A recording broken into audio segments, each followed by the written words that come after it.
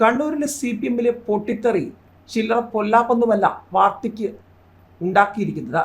കഴിഞ്ഞ കുറേ നാളായി പല നേതാക്കന്മാരും ഇടഞ്ഞു നിൽക്കുകയാണ്. ചിലരൊക്കെ പാർട്ടിയോട് കലഹിച്ച് പലതും വെട്ടിത്തുറന്ന് പറഞ്ഞ പുറത്തിറങ്ങിയിരിക്കുന്നു. മാത്രമല്ല പലരും സ്വതന്ത്രനായി മത്സരിക്കുന്നു, വിമതരായി രംഗത്തുണ്ട്, കൈപ്പത്തി ചിഹ്നത്തിൽ മത്സരിക്കുന്നവരുണ്ട്, CPM വിട്ട് BJP-യിലും കോൺഗ്രസിലും ചേക്കേറിയവരൊക്കെയുണ്ട്. ഇപ്പോൾ ഏതായാലും കണ്ണൂർ പയ്യന്നൂരിൽ CPM-നെ ചോദ്യമുനയിൽ നിർത്തി സ്വതന്ത്ര സ്ഥാനാർത്ഥിയായി മത്സരിക്കുന്ന കുഞ്ഞികൃഷ്ണൻ പലതും തുറന്നു പറയാൻ തുടങ്ങിയതോടെ CPM വലിയ കള്ളപ്രചാരണം ആരംഭിച്ചിരിക്കുന്നു എന്നാണ് ചർച്ചകൾ. ഇപ്പോൾ ഏറ്റവും ഒടുവിൽ സ്ഥലമുടമയെ CPM-കാർ ഭീഷണിപ്പെടുത്തിയെന്നും കുഞ്ഞികൃഷ്ണന്റെ തെരഞ്ഞെടുപ്പ് കമ്മിറ്റി ഓഫീസ് പൊളിച്ചുവെന്ന വാർത്തകളാണ് പുറത്തുവരുന്നത്.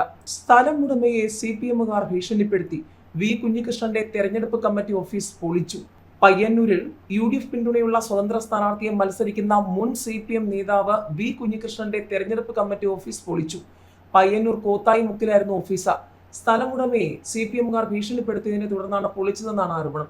ഓഫീസിന് സ്ഥലം കൊടുക്കരുതെന്ന് ചിലർ പറഞ്ഞതായാണ് സ്ഥലം ഉടമ പറഞ്ഞത്. ഭീഷണിയുണ്ടെന്നും ഓഫീസ് പൊളിച്ചു നീക്കി തരണമെന്നും ഉടമ ആവശ്യപ്പെട്ടതിനെ തുടർന്നാണ് നീക്കം ചെയ്തതെന്ന് കുഞ്ഞികൃഷ്ണൻ പറഞ്ഞു.